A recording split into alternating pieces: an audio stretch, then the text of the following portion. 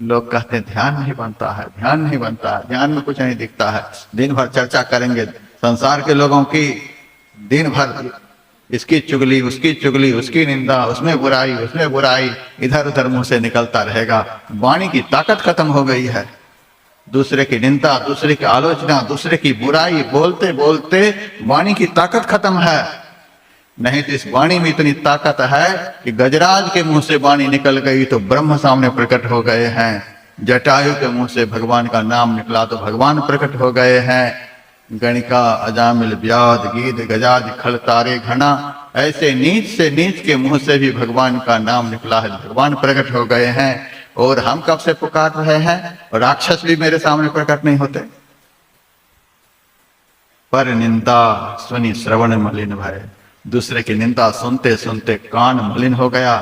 इसीलिए संत का वचन का असर नहीं हो रहा है। रोटी खाए पेट नहीं भरे, पानी पिए प्यास नहीं बुझे, दवाई खाए रोग नहीं छूटे, यह कब संभव है। उसी तरह से संत का वचन कान में जाए और उसका कल्याण नहीं हो, उनका दुर्गुण नहीं छूटे, यह कब संभव है। देवता भी इस वाणी को सुनने के लिए भीख मांगते हैं। और मनुष्य के कान में संत का वचन जाए और मनुष्य के आचार विचार व्यवहार में कोई परिवर्तन नहीं, इसका मतलब क्या, दूसरे की निंदा सुनते सुनते कान में कचरा भर गया है। इसीलिए वाणी काम नहीं करती है। इत्र की खुशबू लेनी है तो अंगुली को गोबर के गिलास से बाहर करो, नहीं तो गोबर की बदबू के प्रभाव से इत्र की खुशबू का असर खत्म हो जाएगा। उसी तरह से संत की वाणी का असर यदि जीवन में चाहते हो तो इस कान से दूसरे की निंदा मत सुनना, किसी की बुराई नहीं। धर्म कहता है कान में अंगुली डाल करके निकल जाओ, और इस मुंह से दूसरे की निंदा नहीं, दूसरे की चुगली नहीं।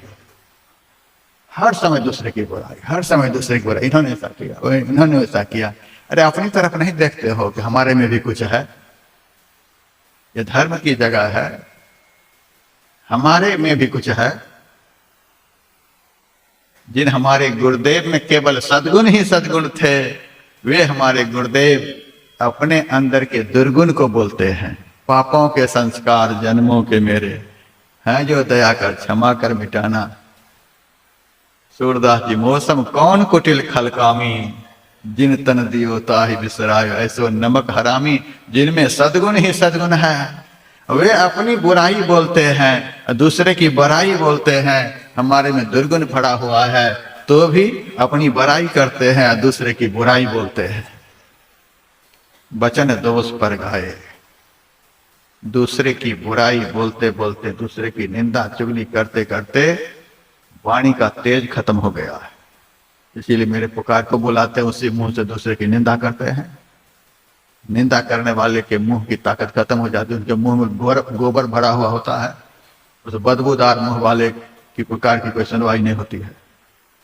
यही कारण है कि पुकार करते हैं लेकिन वो सामने आते ही नहीं। मुंह को साफ करें। मुंह को साफ करने का मतलब यह नहीं कि दंत कांति पतंजलि की दुकान से ले आए, कॉलगेट किसी दुकान से ले आए। इससे तो दांत की सफाई होगी, इससे मुंह की सफाई नहीं। मुंह की सफाई चापलूसी से नहीं होती है, मुंह की सफाई होती है जो भी सामने आए उनकी बड़ाई करो, सबकी बड़ाई करो। अरे कुछ भी नहीं है उसके अंदर, लेकिन इतना तो है कि भगवान का दिया हुआ प्रसाद मनुष्य का शरीर उसे प्राप्त है, तो भी वह बड़ाई के योग्य है। भगवान का प्रसाद दुर्लभं त्रयमेव एतत्, भगवान ने यह मनुष्य का शरीर जीव को प्रसाद के रूप में दिया है। भगवान का प्रसाद तो उसे प्राप्त है, इसीलिए बुराई मत करो। वचन दोष पर गाए, वाणी मलिन हो जाती है दूसरे के दोष का बखान करने से। सत्यम ब्रूयात प्रियम ब्रूयात न ब्रूयात सत्यम प्रियम। सत्य बोले, प्रिय बोले, असत्य कभी भी नहीं बोले, अप्रिय सत्य कभी भी नहीं बोले। यहां तो अप्रिय सत्य के लिए भी बना ही है। बहुत लोग सत्य भी बोलते हैं, लेकिन मुंह से लगता है कि तीर छूट रही है। मुंह से तो अमृत टपकना चाहिए, ये तीर छूट रही है। ब्रह्मास्त्र निकल रहा है, दिव्यास्त्र निकल रहा है, पाशुपतास्त्र निकल रहा है। इतना सुंदर मुंह भगवान का दिया हुआ, इस मुंह से तो अमृत टपकना चाहिए, अमृत वचन निकलना चाहिए। देखिए यहाँ वचनामृत है, उपदेशामृत है, लीलामृत है, पंचामृत है। इसका क्या मतलब है? गुरु महाराज के मुंह से जो निकला वो अमृत है। गुरु के चेले के मुंह से तीर छूटे, ब्रह्मास्त्र छूटे, दिव्यास्त्र छूटे, उनको घायल कर दे। जो आवे सोई कहे बोले नहीं विचार, हतय पराई आत्मा जीभ ले तलवार। रहमन जिहवा बाबरी कहीं चली गई पताल, अपने तो भीतर गई जूता खाए कपाल। ये है बोली। वाणी गुणान कथने। आज भगवान से वरदान मांग रहा कुबेर का बेटा, हे प्रभु मेरे मुंह से यदि वाणी निकले तो वाणी केवल आपका गुणगान करे। अब तक इस मुंह से बहुत कुछ मैंने बोल लिया, अब आज दिन से हे भगवान इस मुंह से कभी भी आपको छोड़कर किसी के विषय में नहीं बोलूंगा।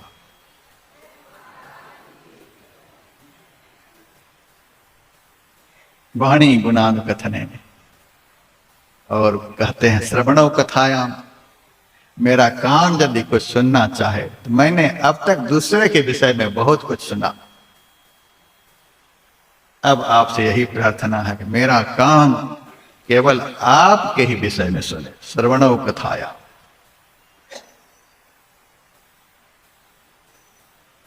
गोस्वामी लक्ष्मीनाथ परमहंस का वचन, सुनतन कथा कवहु माधव के, सुंदर सुयस भरे रे, लक्ष्मीपति अहि भवन बखानत, नाहक भार धरे रे, जो जन राम भजन नहीं जाने, सो जन्मे काहे को रे।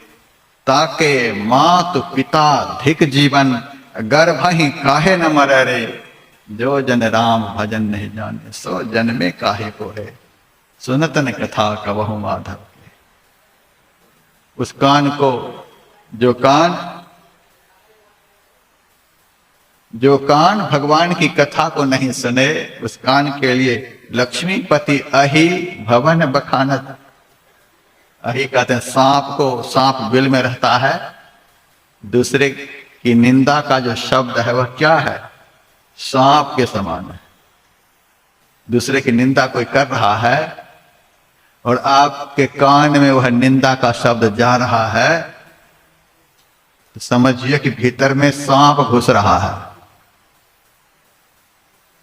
इस सांप को घर में घुसने देना चाहिए?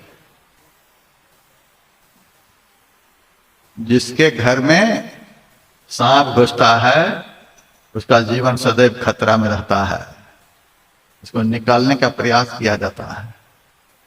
दूसरे की निंदा का शब्द दिन रात कान में जा रहा है। और सुनाओ, बहुत बढ़िया चल रहा है, और क्या क्या उन्होंने किया था, और क्या क्या उन्होंने किया था, खूब सुनो।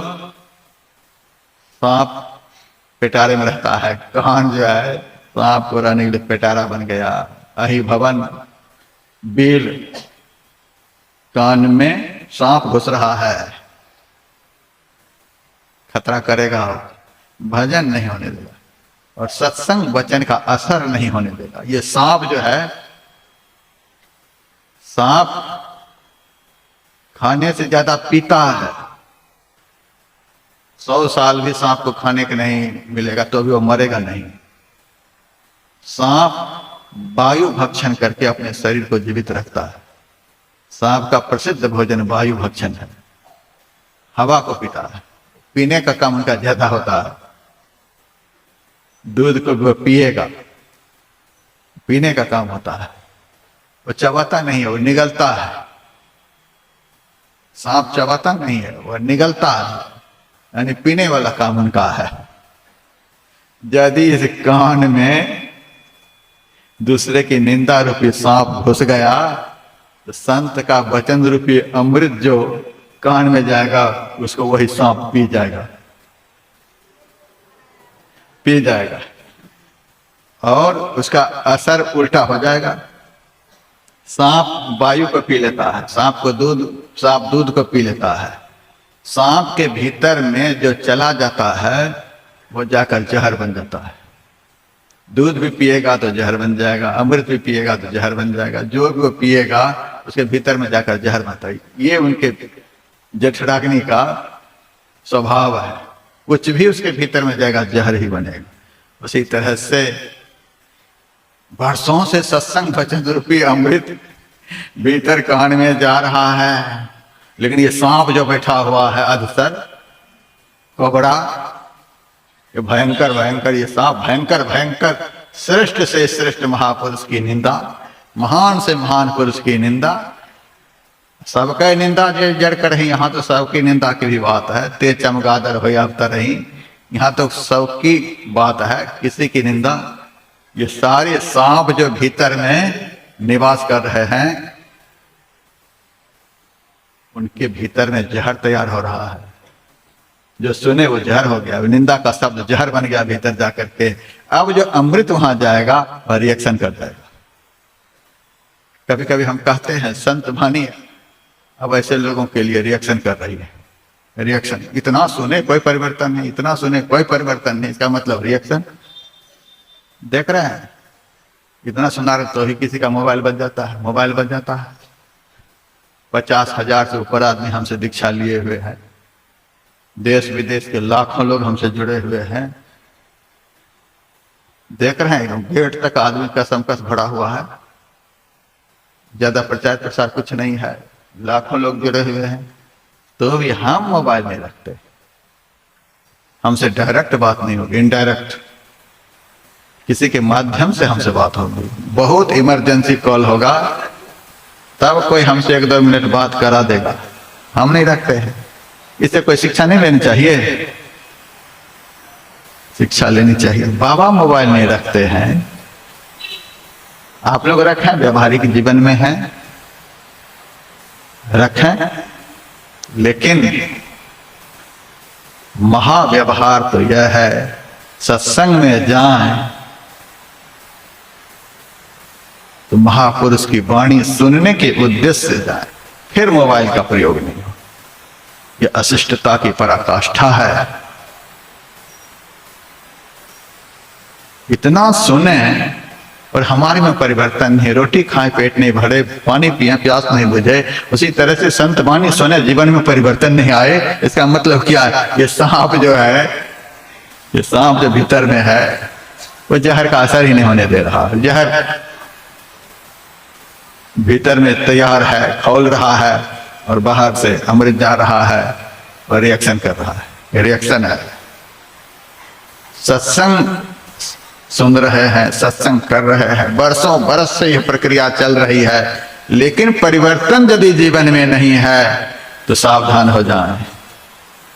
हम हिमालय में रहते हैं, जगह जगह मोरों पर लिखा हुआ होता है सावधान, आगे तीव्र मोर है, सावधानी हटी दुर्घटना घटी। इन सब का मतलब क्या है? खतरा, सावधान, सतर्क हो जाओ। संत वाणी का हमारे जीवन में असर नहीं हो, यह कब संभव है? एक एक वचन से आदमी का जीवन बदल गया है और वर्षों का वचन कोई काम नहीं कर रहा है। वचन दोष पर गाए, पर निंदा सुनि श्रवण मलिन भय, वचन दोष पर गाए, सब प्रकार मल भार लाग निज नाथ चरण बिसराए। तुलसीदास व्रत दान ज्ञान तब शुद्धि हेतु श्रुति गावे, राम चरण अनुराग नीर बिन मल अति नासन पावे। इसीलिए नलकुंवर ने कहा श्रवणों कथायाम, अब तक जो हो गया सो हो गया। सांप के भीतर में यदि न हवा जाए न दूध जाए, सांप को कुछ पीने के लिए नहीं मिले तो सांप कमजोर होते होते मर जाएगा। उसी तरह से आज से आप यहां से संकल्प लेकर के जाएं, अब तक जो हुआ सो हुआ, अब इस कान से किसी की बुराई नहीं सुने। बिल्कुल सावधानी से जयकारा बोलेंगे आप लोग।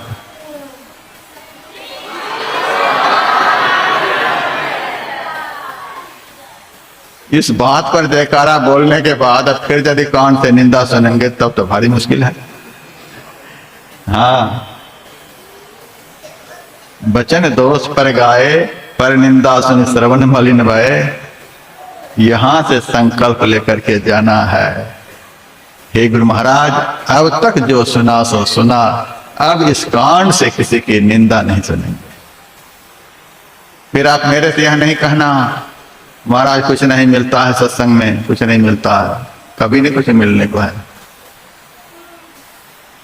मुंबई में मेरी कथा चल रही थी, बेटी की शादी हो जाए, बेटे घर परिवार संभालने के लायक हो जाए, तो एक अभियान घर में शुरू करो। बेटी की शादी हो जाए, बेटे घर संभालने के लायक हो जाए, तब एक अभियान घर में शुरू हो। बूढ़े को और बुढ़िया को, दोनों को। वह अभियान क्या है? चाबी फेंको और माला पकड़ो। चाबी फेंको और माला पकड़ो अभियान। गृहस्थ आश्रम वहां आकर के पूरा हो जाता है। आज तक के इतिहास में बड़े बड़े राजे महाराजे का चरित्र पुराणों में पढ़ें, जैसे पुत्र राज संभालने के लायक होता था, पुत्र को सिंहासन पर बिठा करके पिता तप करने के लिए जंगल चले जाते थे। आज तक का यही इतिहास रहा है, पुराणों में यही कथा है। 4 मार्च से 10 मार्च तक हमारी कथा होगी भागवत की, बनगांव में, सहरसा जिला में बनगांव है, वहां होगी। आपकी इच्छा हो तो आ सकते हैं, वहां मैं सुनाऊंगा। बड़े बड़े राजे महाराजे पुत्र राज संभालने के लायक हुए और तिलक कर दिए, चले गए तप करने के लिए जंगल। जो राजा ऐसा काम नहीं किया, उन राजाओं की बड़ी दुर्गति हुई थी। महाराज दशरथ ने उल्टा काम किया, इसीलिए महाराज दशरथ की दुर्गति हुई। कहां तो दशरथ को बन जाना चाहिए, कहां उन्होंने राम को बन भेज दिया। उन्हें सिंहासन पर बिठाना चाहिए था, लेकिन पत्नी की बात मान करके जाना उनको चाहिए था बन, लेकिन वो बेटे को बन भेज दिया। इसीलिए रोते रोते मर गया। जिस बाप ने ब्रह्म को पुत्र बना लिया था, उस बाप ने नियम के खिलाफ काम किया, तो उनको भी दुर्गति भुगतनी पड़ी, मर गए। चाबी फेंको माला पकड़ो। यदि गृहस्थ जीवन का आनंद लेना चाहते हो तो पुत्र गृह संभालने के लायक हो जाए तो कहीं बाग बगीचे में कुटिया बना लेना है, माला पकड़ लेनी है, चाबी बेटे के हाथ को पकड़ा देनी है। यदि यहाँ वातावरण अनुकूल नहीं है तो आप लोगों के लिए हरिद्वार में बहुत कुछ बना है, पूरे ऑल इंडिया में बहुत जगह बना है। आइए आप लोग, कल मैंने सुना दिया वैकुंठ तक फ्री है, आइए, इतना ऑफर दे रहे हैं। ये देखिए बूढ़ा, वैकुंठ तक फ्री है, आइए आप लोग, इतनी सुविधा में दे रहा हूं। माताएं बहनों के लिए भी सुविधा है, आप लोगों के लिए भी स्पेशल कमरे बन रहे हैं, नीचे से ऊपर तक इस बार एसी बन रहा है। महर्षि में ही आतिथेयम, आप लोग आ सकते हैं, इतना सब कुछ। बेटी की शादी हो जाए और बहू, अन्य प्रांत में पतोहू को बहू कहते हैं। बिहार थोड़ा विकसित राज्य है, इसीलिए दूसरे हिसाब से बोलते हैं।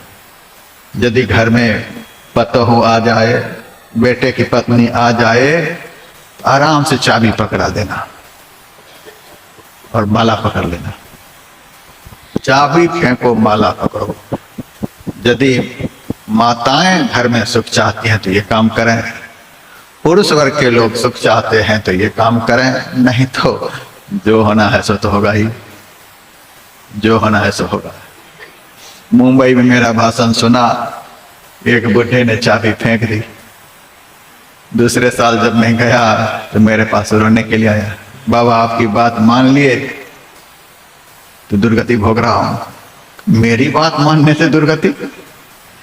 हाँ, आपने कहा था चाबी फेंकने के लिए, जब तक चाबी मेरे हाथ में थी तब तक तो समय से चाय मिल रही थी, सब कुछ मिल रहा था। जब से चाबी फेंका हूं तब से अब तो कुछ भी नहीं, सब कब्जा कर लिया, अब कुछ नहीं बाबा।